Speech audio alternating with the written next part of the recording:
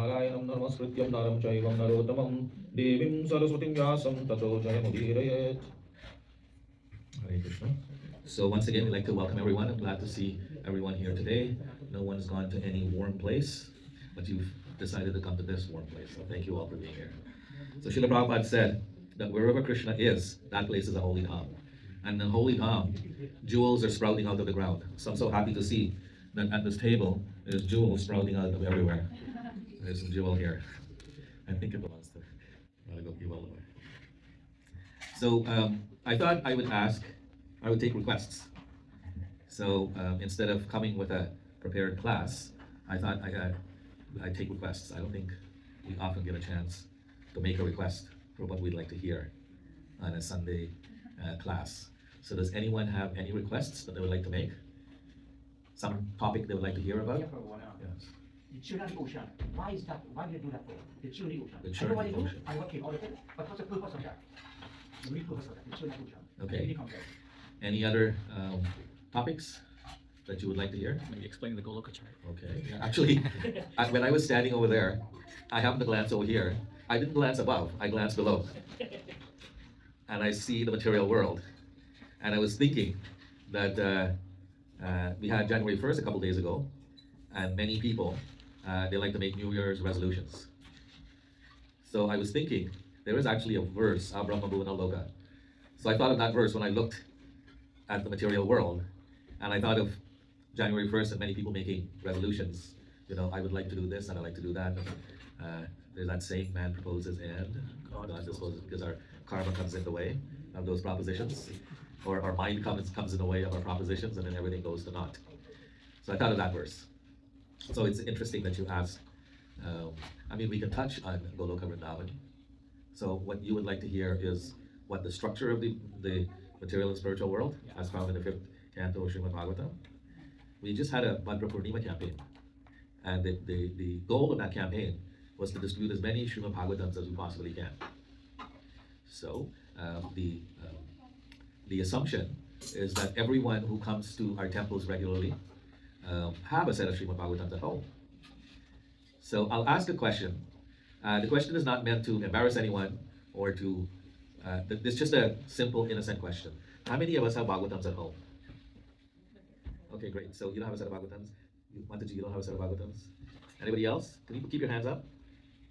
So we have amongst us here, Anutama Prabhu, and he is actually the coordinator of book distribution. I think that's what they call it, right? Book distribution coordinator for our zone, which is called Zone 1. It encompasses all of Canada and slivers of the US.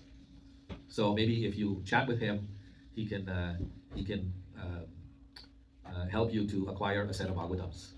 Okay, so now that that question is out of the way, everyone who has Bhagavatams at home, who reads them regularly? Okay, so we have a book. Okay, this one is covered. It's called Bhagavad Gita as it is, right? The Srimad Bhagavatams are not called Bhagavad Gita, Srimad Bhagavatam as it is, which I mentioned that because sometimes we have books and we keep them on the shelf as it is. So it's good once in a while to pull it off the shelf, open it up, and read something. That's the reason why we got them, right? That one day we can read.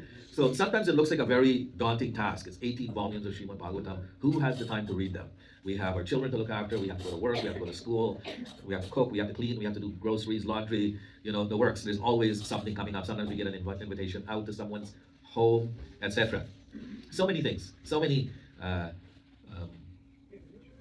important activities are there. But those important activities, they're important. We have two parts of our lives. We have the material part, which is where all those come in, and then the spiritual part. So I'm going to ask the question, how many of us think that the material part is very important? Okay. And how many thinks the spiritual part is very important? Yes. So the spiritual part, we have a majority of hands go up. Spiritual part is very important. We're not saying the material part is not important.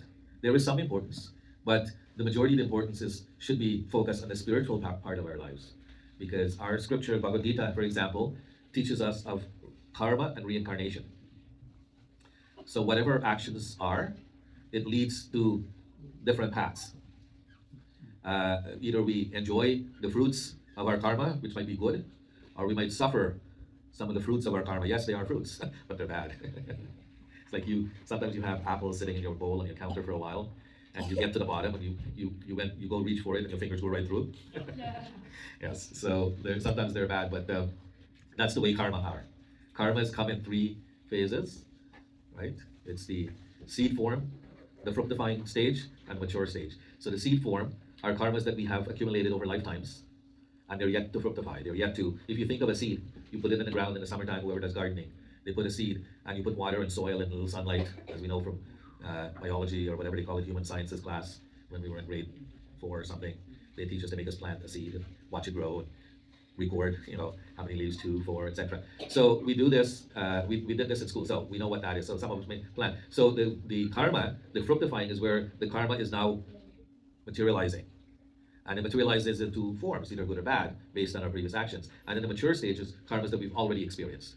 So those are the 3 stages of karma that our Bhagavad Gita teaches us about.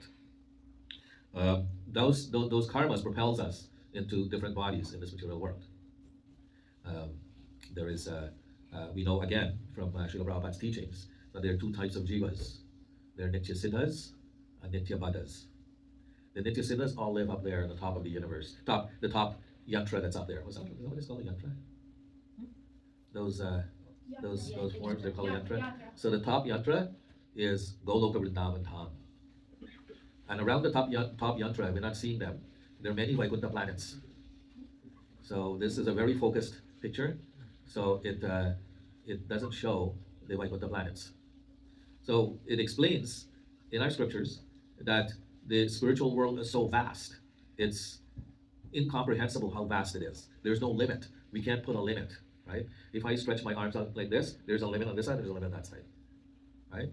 They can only go this far, right? I'm not Rubber Man that I can, can only this far. So to comprehend how large the spiritual world is, if we set up a screen here, and we have a projector over here, and we have an operator of the projector, and they put up an image of a little circle on the screen, right? And now that operator, let's say Mataji is the operator, she starts turning the little magnifying wheel on the thing so that circle can expand and get bigger and bigger, and we see that circle getting bigger and bigger until it gets so big that it falls off the screen. So we know that the circle still is there. We just don't know how big that circle has gotten, right? Because it's fallen off the screen. Well, we know it's there. So this is the spiritual world. The spiritual world is so vast, we know it exists because spiritual authorities have told us that it exists. And they've told us that it is very vast, but they haven't told us how vast it is because no one can really say how vast it is. Only Lord Shri Krishna can say how vast it is. So at the top of the spiritual world is Goloka Vrindavan. It explains that Goloka Vrindavan is the shape of a lotus. So how do we know it's at the top? Can anyone say? We've been reading Bhagavatams that we have at home. How do we know it's at the top? Because the topmost rasa, which is Madhurya rasa, happens in Goloka Vrindavan and not in Vaikuntha. Yes, no, but physically. Oh. How do we know it's at the top and not at the side somewhere? Lotuses, you see lotuses growing on ponds and they go straight up. Some of them are, like, how do we know it's at the top?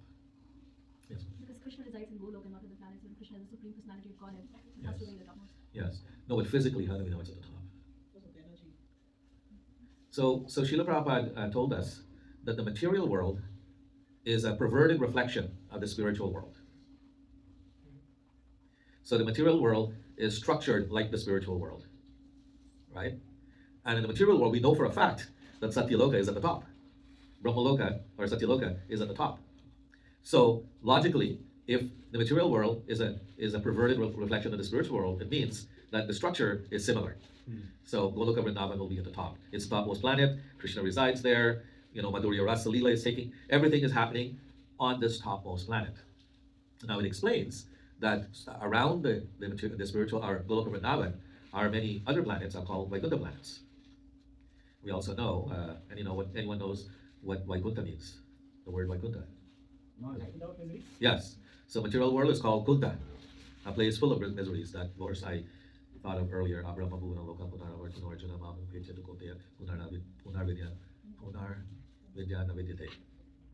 So Krishna says to Arjuna that from the topmost planet in this material world, which is called Brahmaloka or Satyaloka, all the way down to the lowest planet, which is called Patala, all are places of misery where repeated birth and death takes place. Right? So why misery? Why? What is misery? Repeated birth and death. That is the misery. All are places of misery. So each one of them are places of misery where repeated birth and death takes place. So birth and death is the misery. Coming into this material world, a child in a womb sits like this for 9 months with its back bent like a bow, right? Just if you try to lay on your bed or whatever like that for an hour, maybe it wouldn't last an hour. A few minutes, it starts hurting, right? Just imagine having, some might say, okay, for a baby, they're younger, the bones are softer, they're more malleable, they come up with all kinds of excuses, or not excuses, but all kinds of um, um, things to say why the baby will not feel pain. Well, we know that the baby feels pain because if you read the third canto of Srimad Bhagavatam, where Lord Kapila is describing the journey of the soul to his mother, Devahuti, and he starts with conception and he ends beyond death, right?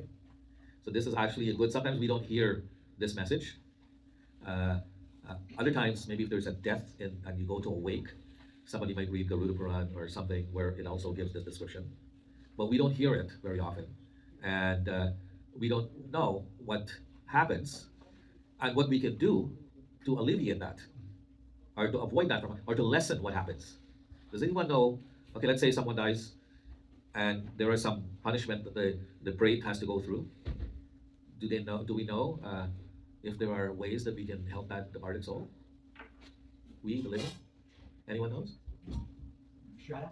Shraddha, yes.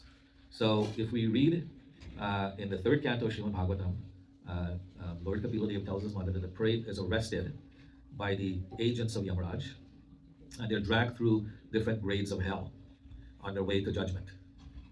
So we know that from this chart that the lowest planet is Pathalaloka. But if we read Bhagavatam, it tells us that there's another planet below Pathalaloka. Does anyone know what that planet is called? Well, no, not that. No. Sorry? Some people call it that, yeah. There's another name for it.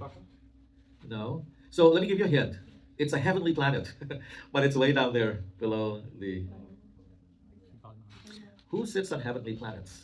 Who are predominating deities of heavenly planet? And which one of the predominating deity of a heavenly planet you would find down there?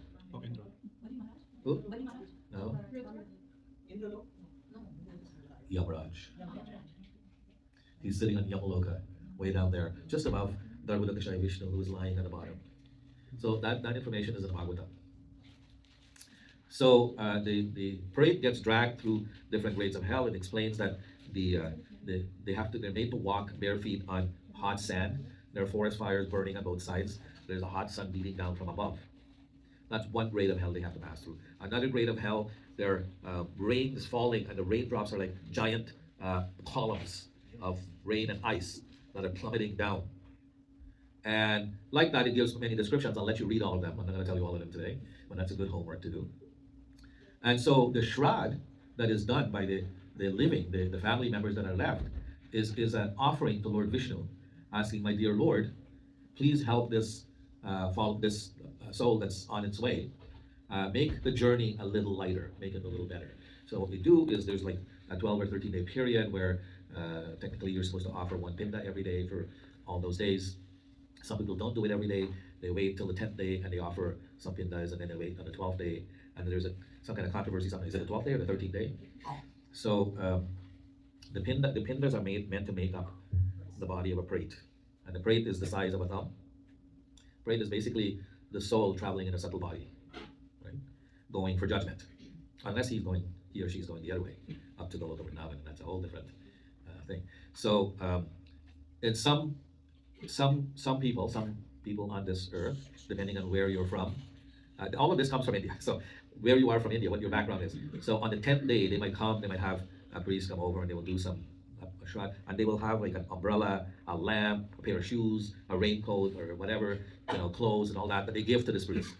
And that is actually also an offering to Lord Vishnu, meant for this departed soul, that when they're walking on that road, they're walking barefoot, but now that you've offered shoes to the Lord, that's asking, my dear Lord, please make the path cooler, like that they're wearing shoes instead of walking. It's not meant for the departed, it's meant for Lord Vishnu. If it's cold, then this coat is an offering so that as it'll warm you, let it warm the departed. The raincoat, the umbrella, like the lamp, if you're walking through darkness, and it talks about that as well. Please show him the way, him or her the way. And so that would, then they also take out food, like 5 plates of food, different amounts. Some people who are ill-informed, they will put meat and all that because they think, oh, this was for the departed that they eat, but actually it's an offering to Lord Vishnu. So it should be sattvic bhojan, right? So they take out food, a little of this, a little of that. One goes for animals on 4 legs. One goes for animals with no legs. One goes for birds. One goes for aquatics, etc. So these are meant as offering to Lord Vishnu, asking, my dear Lord, if this person had done nothing in their lives, they haven't helped anyone, they haven't done any charity whatsoever, please accept this offering on their behalf and help them, and let the benefit of this go to that departed soul, so it will lighten their karma a little bit. And so that's what Shraddha, and then on the 12th day, there's another Shraddha that's done. Now, some people say 13th day. So the reason why it's both are correct. It's supposed to be on the 12th day, but if the 12th day falls on an Ekadashi, or an appearance day of the Lord, then that day is not proper for doing Shraddha. It explains in our scriptures that anyone who does a Shraddha on that day or participates, they all go to hell. Because that day is meant to fast and worship and honor the Supreme Personality of Godhead. And then it can wait for the next day. So this information is found in the Bhagavatam. So if we want to find out more about that, we can read about it. But back to the structure of the universe. So there are many Vaikuntha planets, and as explained earlier, Kunta means misery, and Vaikuntha means no misery, right? So this is why Krishna says that in this material world, in that verse, Abramabhuvanaloka, and all are places of misery, where repeated birth and death takes place. So the misery is birth, and the misery is death. So Lord Kapila Dev describes that when that baby is in the womb, you see the baby's hands are like this. They're praying, my dear Lord, please get me out of this. And then he explains what happens, like what misery is going on in there. Yeah. Please get me out. When I come out, I promise I will surrender to you. I will pray to you, and I will, but please get me out. Sometimes we're in a really difficult, and we start praying. Krishna says there are 4 types of people that comes to me. One is those that are in distress. So please, Krishna, help me. Whether our distress is that we're studying so hard to pass an exam because we badly want to finish that course and get out of that, and just start working or whatever. Or we have something bad happening in our lives, and we're praying, please help me, and then when we pass through that phase, we forget about him. And we start enjoying material life, and we completely forget about whatever promises we may have made during our moments of vulnerability, and we carry on as if nothing happened. So he says that baby in the womb, that certain fortunate souls can remember their past 7 lives. Certain fortunate souls can remember their past 7 lives. But when they come out, the passage for coming out is so small, and it becomes traumatizing for that baby that when it comes out, it completely forgets, first of all, about the prayers. Mm-hmm. It forgets about the last 7 lives, and the minute parents and family members pick it up and start kissing it, cuddling it, all that, And then the other thing, that as soon as it comes out, the 3 modes of material nature is there, and they immediately pounce. Rajogun, Tamogun, Satogun comes full force. You can say maybe the womb is kind of like a shield that is not happening in there, but the minute it comes out, full force, right? It's kind of like if you, again, read the Srimad Bhagavatam, and in there it talks about Maharaj Parikshit, who was in the womb, and Ashwatthama had invoked a weapon to kill, which weapon was that? Brahmastra. To kill all Pandavas. The problem is the 5 Pandavas, they had the ability to counteract that weapon. But the innocent, unprotected Pandava that was in the womb of his mother, what's her name? Uttara, was not able to protect himself. So it mentions that Lord Krishna entered Uttara's womb as a little Krishna like this. He reduced himself to a very, very small, and he went in there and he invoked his Sudarshan Chakra. And the chakra was spinning. So that when the Brahmastra came, no weapon, they say that the Brahmastra is the most powerful weapon, but it is for the material world. But the ultimate weapon, the most powerful, is the Sudarshan Chakra. No other weapon can defeat it. So when Krishna invoked this Sudarshan Chakra, and it's spinning, when that Brahmastra came, it could not penetrate. And so, like that, Maharaj Yudhishthira was protected in the womb. So when a baby is in a womb, it's protected from the 3 modes of material nature. But the minute it comes out, material nature comes like a ton of bricks. And all of our karma is there as well. And so those 3 modes of material nature are acting based on our previous actions, our karma. So I mentioned earlier that there are two types of jivas. There are nitya siddhas and nitya baddhas. So mostly all the nitya siddhas are in the spiritual world. Nitya means eternal, and siddha means liberated. And in the material world, nitya means eternal, and baddha means conditioned. But don't lose confidence, because we can also become nitya siddhas. There's a method. There's a method for becoming nitya siddhas. Anyone know what that method is? Process of Bhakti? Yeah. There's one in particular. Chanting. Yes. In Kali Yuga, Lord Krishna has invested all of his energies in the holy name. So simply chanting the Hare Krishna Mahamantra is enough to take us back to the spiritual world. But when we say simply chanting, it doesn't mean that we Hare Krishna, Hare Krishna, Krishna Krishna. Oh, I gotta fix my ceiling. Somebody didn't vacuum the floor. No, I'm not saying that the floor is dirty. I'm just making up. I'm just making up things. I'm not saying you should fix the ceiling, but I'm just making up. Like, oh, I gotta go grocery shopping. My milk is almost finished. Oh yeah, bread too. Those darn kids, they haven't cleaned their room. We're thinking about so many things, but we're not thinking of the holy name. But that's not to say that we don't get any benefit chanting and also thinking, but the benefit is not full. So if we fully concentrate on our chanting, we fully concentrate on the lotus feet of Lord Krishna, then we'll get 108% benefit. And if we're thinking that the carpet is dirty, everything, we're thinking like that, we will get benefit, but maybe only 2%, 1%, 5%. So February 28th is coming. Anybody knows what that date is? What that date brings in the material world in Canada? So it's the cutoff for RSP season. I'm surprised Prabhu didn't tell us. The cutoff for RSP season. If you invest in RSPs until the 28th, you can claim it. You can claim a credit from last year's income on your taxes. So now we decided, okay, we need to invest some money because we're thinking about a time in the future when we might not be able to work and we need some revenue, some income, and so we invest. And let's say we're not a very sophisticated investor, so we put our money in RSP. And we go to one of the big 5 banks because we heard that they have the investment is up to 100,000. You're insured or whatever. So we go there, we put our money, and we say, okay, now it's there, it's secured. My $50,000 or whatever we put there is secured, and it's not going to be touched. No matter what happens, the bank goes bankrupt, the government will still give me my $50,000. But we're only getting 1% interest or 2% interest. And then your friend or your neighbor tells you, oh, did you know that if you put your money in ABC Bank, you can get 5%? What would you do? Huh? Exactly. So it's like that with the holy name. We're chanting the holy name, and we know if we do it with full concentration, we get 108% benefit. But if we don't do it when we don't concentrate, we will only get a few percentage. Since we're already investing our time and energy in chanting, why not invest it to the degree that we're able to get the 108%? Right? We're already investing the time and energy. Why not close out the mind and focus on the holy name and forget about all the other things? Because many devotees here has a name Das or Dasi, which means they have accepted a guru and have taken initiation and sat around a sacrificial fire, and that fire, whether you know it or not, is the tongue of Lord Vishnu, who's the representative of the mouth or the tongue of Lord Vishnu to receive all the sacrifice, all the grains and everything that we're putting in. So Lord Vishnu is there, and we made a promise that we will chant a certain number of rounds. So for many of us who have made that promise, it's only 16 rounds, and it only takes a couple hours, and we have 24.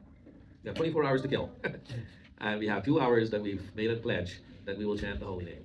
So why not spend the time, invest the time, and do it properly within that 2 hours, so that we can get the full benefit, and then the rest of the time we can do whatever we want to do. You can go shopping, you can clean your kids' rooms, you can fix your ceiling, you can vacuum the carpet, you can do whatever you want to do, right? Why not? Try it. You might like it. So coming back to the structure of the universe. So yes, we have been given this mantra, and in the Bhagavatam again, we spoke earlier about Lord Kapila Dev telling his mother about where the soul will go if it's a sinful person. But if the person is not sinful, and they've been chanting their rounds and being full attention to getting 108% benefit, then what will happen, as Krishna says in the Bhagavad Gita, I can't think of the Sanskrit right now, but he says, one who thinks of me at the time of death.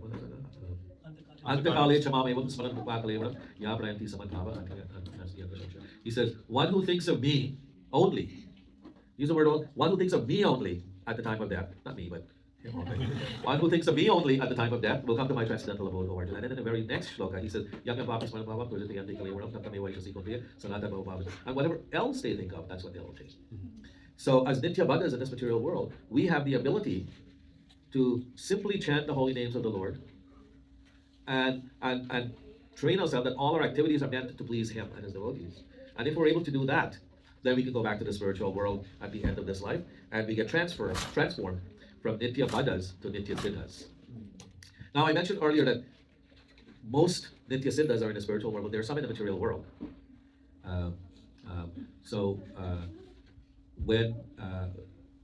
When the Lord has explained to Mother Devahuti that some souls go lower and some goes somewhere else. If we chant that if you think of me only, Krishna says, think of me only, then we will be calling His name. And that soul goes to the spiritual world. So we see, if anyone has seen Srila Prabhupada when he was dying, he asked the devotees to film it. And he called it the final lesson, how to die in Krishna consciousness. And you see Prabhupada laying the book, that video is called Your Ever Well Wisher. No, I think it's called, I haven't seen it for a while, but it's called, I think it's called The Final Lesson. Yeah, it's called The Final Lesson. You probably find it on YouTube. And you can see Prabhupada laying on his bed, and he's translating the 10th canto of Srimad Bhagavatam. And his voice was very, very frail and very hard to make out. But if you listen carefully, you hear him saying, the Krishna and the cowherd boys are playing. You can hear this. And shortly after, during that time, Prabhupada left. So he is describing Krishna Lila, and he left, so guess where he went? But actually he is not there. He's still here trying to drag all of us there. He took that responsibility. So Krishna says, if you think of me only, then you will come to my transcendental. And so we've heard the story of Ajamil, and Ajamil was dying, and he saw two Yamadutas appear at the foot of his bed, ready to arrest him and take him to Yamaraj. But then he got scared, and when he got scared, he called his little son, who he happened to name Narayan. So he called, Narayan, come here. And as he called for Narayan, Lord Narayan heard his name being called, and he immediately dispatched two Vishnudutas to come. And when these two beautiful beings came, usually when the Yamadutas arrive in the room, they're the most powerful personalities there. No one can touch them. But the minute the Vishnudutas arrive, all their power is drained out of their bodies. And they weren't even able to lift a finger. We see this in Mahabharata. If you read Mahabharata or you hear Mahabharata, Arjuna was very empowered by Lord Krishna.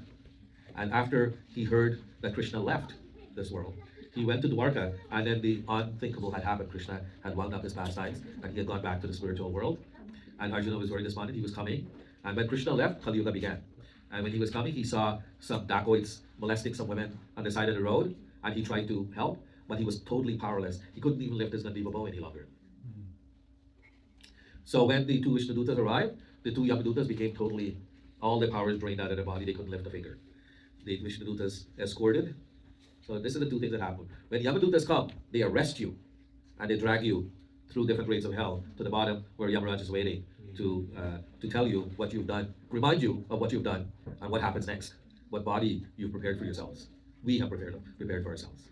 But when the Vishnudutas come, it's the total opposite. They escort you because you're now a VIP, or as they say in India now, VVIP.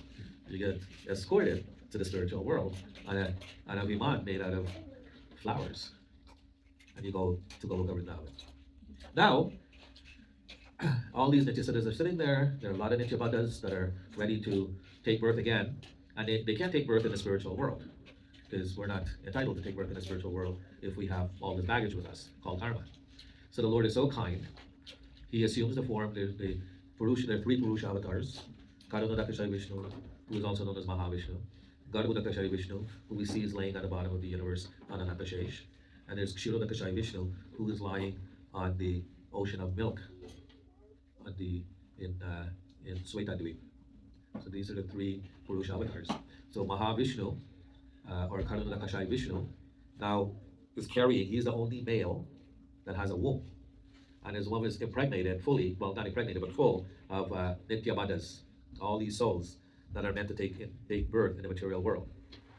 And so a small dark cloud, generally the spiritual world is totally bright and illuminated. Where does that illumination comes from? The body of Lord Krishna, and it's called the Brahma Jyoti. But then a small dark cloud appears in a corner of the spiritual world. Yes, in the spiritual world. And then Mahavishnu goes and he lays within that dark cloud, and it's a bit hot there. So he starts sweating, he starts perspiring. And that sweat forms the Garbudak Ocean, or the Cardinal Ocean.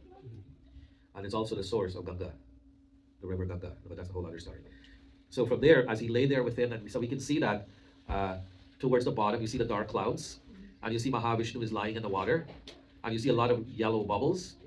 So those bubbles are, as he breathes, bubbles come out of his nose. If you go in the bottom of the summertime, you go in the lake or whatever, and you breathe out, you'll see bubbles coming out, right? Or if right now in the middle of winter, it's very, very cold, if you fill a bucket of water and you stick your arm in it, you will see a lot of tiny bubbles because we have these little tiny pores on our body that are breathing. So there was a movie called James Bond 007 back in the 60s, and I think it's called Goldfinger. And they painted this girl in gold, and they didn't know at the time that our body has all these pores and they breathe. And she actually died because the paint covered up all the pores, right? And she couldn't breathe, she suffocated and died. So yeah, if you put our arm in, we'll see the little. So these bubbles are coming out of the pores of the Lord and the nostrils of the Lord. And each one is a universe. And then the second Purush, Garbhodakashayi Vishnu, enters each universe.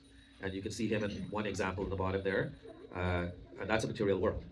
So when he comes, within his womb are a portion of the souls that are meant to be born in that universe. So in that universe. So there is a name for this material world, a Sanskrit word that we find in our scripture. Does anyone know what the material world is called?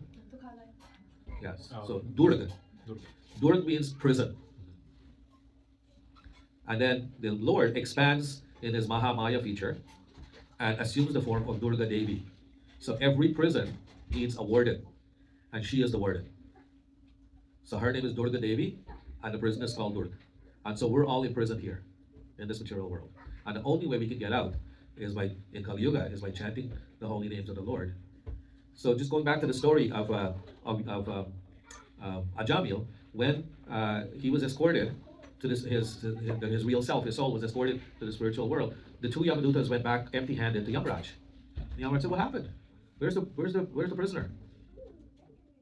And they said, "My Lord, when we got there, these two beautiful personalities, and the Vishnu Dutas looks just like Lord Vishnu, blue body with two arms and carrying a lotus only, not Sanchakra, but only the lotus." So sometimes people get confused when they hear that when we go to the spiritual world, we get a spiritual body that looks like Lord Vishnu. They think that we merge, but we can never merge. We can never become God.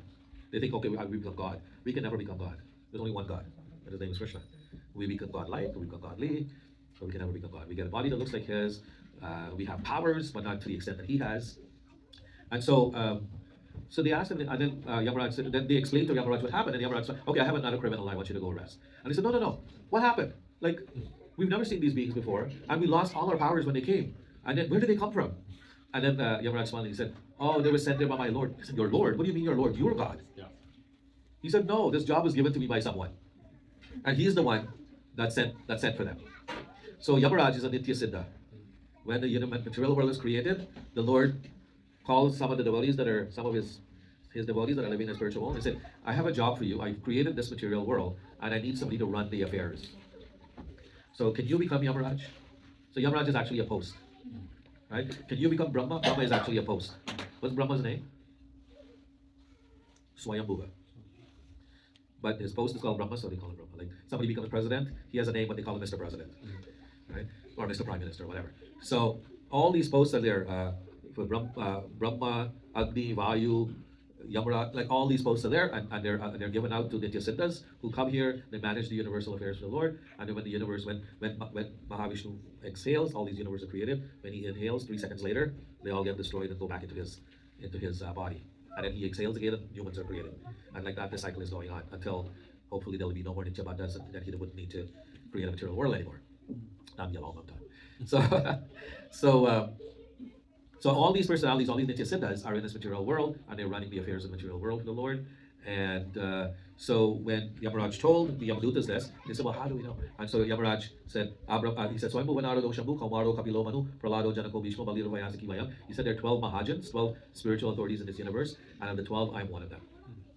So I will end there now because I saw a conch shell come poking out through the veil of Radhagopi Vallabha, and it's being held in the hand of his pujari. So I think I will end here now, and we can take this up another time. Thank you very much. Shri Radha, Shri Radha, Shri Radha, Gopi Vallabha ki jai, Shri